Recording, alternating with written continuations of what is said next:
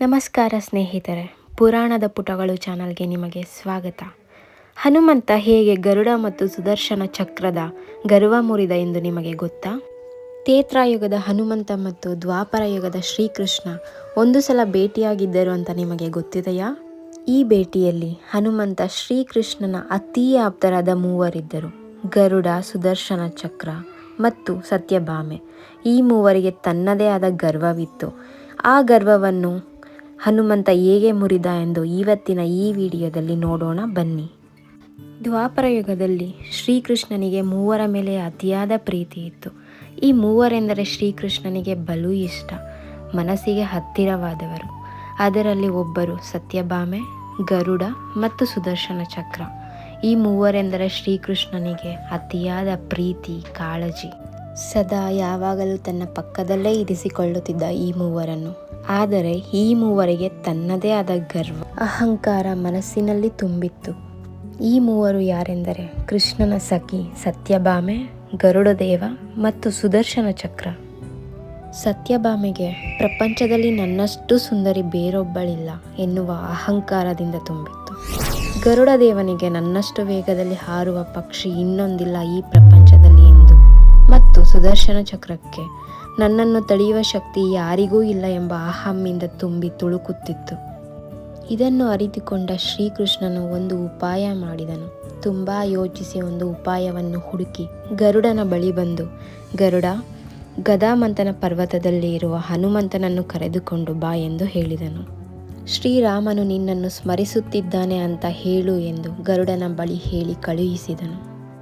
ನಂತರ ಸುದರ್ಶನ ಚಕ್ರವನ್ನು ಕರೆದು ಅರಮನೆಯ ಬಾಗಿಲಿಗೆ ಕಾವಲಾಗಿ ನಿಲ್ಲು, ಯಾರೇ ಬಂದರೂ ಅರಮನೆಯ ಬಾಗಿಲನ್ನು ತೆರೆಯಬೇಡ, ಒಳಗೆ ಬಿಡಬೇಡ ಎಂದು ಸುದರ್ಶನ ಚಕ್ರಕ್ಕೆ ಹೇಳಿದನು. ಹಾಗೆಯೇ ಸತ್ಯಭಾಮೆಯನ್ನು ಕರೆದು ಸೀತೆಯ ಥರ ತಯಾರಾಗಿ ಬಂದು ನನ್ನ ಪಕ್ಕದಲ್ಲಿ ಕುಳಿತುಕೋ ಎಂದು ಹೇಳಿದನು.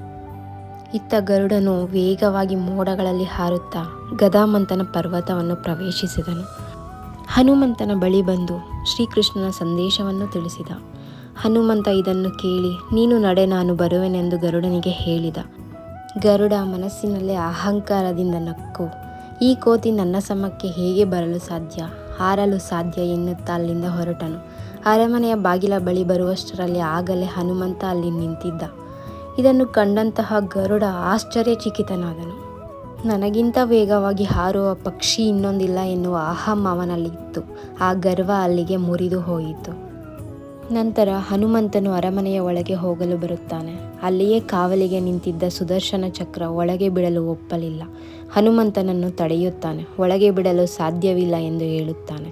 ಇದರಿಂದ ಕೋಪಗೊಂಡ ಹನುಮಂತನು, ಪ್ರಭು ಶ್ರೀರಾಮನ ಸಂದೇಶ ಬಂದಿದೆ, ನಾನು ಒಳಗಡೆ ಹೋಗಲೇಬೇಕು, ನನ್ನನ್ನು ಬಿಡು ಎಂದು ಸುದರ್ಶನ ಚಕ್ರಕ್ಕೆ ಹೇಳುತ್ತಾನೆ. ಆದರೂ ಬಿಡಲಿಲ್ಲ. ಇದರಿಂದ ಕೋಪಗೊಂಡ ಹನುಮಂತನು ಸುದರ್ಶನ ಚಕ್ರವನ್ನು ಒಂದೇ ಏಟಿಗೆ ನುಂಗುತ್ತಾನೆ, ತನ್ನ ಬಾಯಲ್ಲಿ ಹಾಕಿಕೊಳ್ಳುತ್ತಾನೆ. ಇದನ್ನು ಅರಿತ ಸುದರ್ಶನ ಚಕ್ರಕ್ಕೆ ತನ್ನ ತಪ್ಪಿನ ಅರಿವಾಯಿತು. ತನಗಿಂತ ಶಕ್ತಿಶಾಲಿ ಬೇರೊಂದಿಲ್ಲ ಎಂದುಕೊಂಡಿದ್ದ ಸುದರ್ಶನ ಚಕ್ರಕ್ಕೆ ತನ್ನ ಗರ್ವ ಅಲ್ಲಿಗೆ ಕೊನೆಗೊಂಡಿತು. ಅಲ್ಲಿಂದ ಹನುಮಂತನು ಅರಮನೆಯ ಒಳಗೆ ಬರುತ್ತಾನೆ.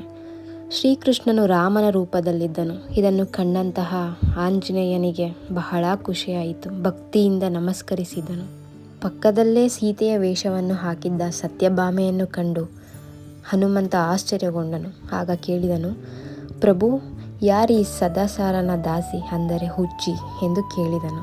ಇದರಿಂದ ನಾನೇ ಸುಂದರಿ ಎಂದುಕೊಂಡಿದ್ದ ಸತ್ಯಭಾಮೆಯ ಗರ್ವ ಅಲ್ಲಿಗೆ ಮುರಿದು ಹೋಗುತ್ತದೆ. ಪ್ರಪಂಚದಲ್ಲಿಯೇ ನನ್ನಷ್ಟು ಸುಂದರಿ ಯಾರಿಲ್ಲ ಎಂಬ ಅಹಂ ಸತ್ಯಭಾಮೆಯ ಮೇಲಿತ್ತು. ಆದರೆ ಹನುಮಂತನ ಮಾತನ್ನು ಕೇಳಿ ಅವಳಿಗೆ ತನ್ನಲ್ಲಿದ್ದ ಅಹಂನ ಅರಿವಾಯಿತು. ಇದರಿಂದ ಹೊರಗೆ ಬರಬೇಕು ಎಂದು ತನ್ನ ತಪ್ಪನ್ನು ತಿಳಿದುಕೊಂಡಳು. ಈ ರೀತಿಯಾಗಿ ಹನುಮಂತ ಈ ಮೂವರ ಗರ್ವವನ್ನು ಮುರಿದನು. ಶ್ರೀಕೃಷ್ಣ ನಗುತ್ತಾ ಹನುಮಂತನ ಬಳಿ ಬಂದು, ನಿನ್ನ ಬಾಯಲ್ಲಿ ಅಡಗಿಸಿಕೊಂಡಿರುವ ಸುದರ್ಶನ ಚಕ್ರವನ್ನು ಹೊರತೆಗೆಯು ಅಂತ ಹೇಳುತ್ತಾನೆ. ನಂತರ ಹನುಮಂತನು ಬಾಯಲ್ಲಿದ್ದ ಚಕ್ರವನ್ನು ಆಚೆ ತೆಗೆದನು. ಆಗ ಶ್ರೀಕೃಷ್ಣ ಎಲ್ಲರಿಗೂ ಹೇಳುತ್ತಾನೆ, ದೇವರಿಗೆ ಬೇಕಾಗಿರುವುದು ಅಚಲ ಭಕ್ತಿಯೇ ಹೊರತು ಗರ್ವ ಅಲ್ಲ ಎಂದು. ಹನುಮಂತನ ಭಕ್ತಿಗೆ ಶ್ರೀಕೃಷ್ಣನು ಮೆಚ್ಚಿಕೊಳ್ಳುತ್ತಾನೆ, ಅಪ್ಪಿಕೊಳ್ಳುತ್ತಾನೆ. ನಂತರ ಹನುಮಂತನನ್ನು ನಾನಾ ರೀತಿಯ ಪದಗಳಿಂದ ವರ್ಣಿಸಿ ಭಕ್ತಿ ಎಂದರೆ ನೀನು, ನೀನು ಎಂದರೆ ಭಕ್ತಿ ಎಂದು ಹನುಮಂತನಿಗೆ ಹೇಳುತ್ತಾನೆ. ಈ ಘಟನೆಯಿಂದಾಗಿ ಶ್ರೀಕೃಷ್ಣನಿಗೆ ಹನುಮಂತನ ಮೇಲೆ ಅಪಾರವಾದ ಪ್ರೀತಿ ಬೆಳೆಯುತ್ತದೆ. ಇವರಿಬ್ಬರ ಬಾಂಧವ್ಯ ಮತ್ತಷ್ಟು ಹೆಚ್ಚಾಗುತ್ತದೆ, ಗಟ್ಟಿಯಾಗುತ್ತದೆ. ಹನುಮಂತನ ಭಕ್ತಿಗೆ ಸರಿಸಾಟಿ ಯಾರಿಲ್ಲವೆಂದು ಶ್ರೀಕೃಷ್ಣ ಅರಿತುಕೊಳ್ಳುತ್ತಾನೆ. ಹನುಮಂತನ ಭಕ್ತಿ ಏನೆಂದು ಎಲ್ಲರಿಗೂ ತಿಳಿದೇ ಇದೆ, ಬೇರೆ ಹೇಳಬೇಕು ಅಂತ ಏನೂ ಇಲ್ಲ. ಇದಾಗಿತ್ತು ಹನುಮಂತ ಹೇಗೆ ಗರುಡ ಮತ್ತು ಸುದರ್ಶನ ಚಕ್ರದ ಗರ್ವ ಮುರಿದ ಎಂದು ಈ ಕಥೆಯ ಸಾರಾಂಶವಾಗಿದೆ. ಇದೇ ರೀತಿಯ ಕಥೆಗಳನ್ನು ದಿನ ನಿಮ್ಮ ಮುಂದೆ ತರಲು ಪ್ರಯತ್ನಿಸುತ್ತೇನೆ. ಈ ಕತೆ ನಿಮಗೆ ಇಷ್ಟವಾದರೆ ನಮ್ಮ ಚಾನಲ್ ಪುರಾಣದ ಪುಟಗಳು ಚಾನಲನ್ನು ಸಬ್ಸ್ಕ್ರೈಬ್ ಮಾಡಿಕೊಳ್ಳಿ, ಲೈಕ್ ಮಾಡಿ, ಶೇರ್ ಮಾಡಿ. Thank you.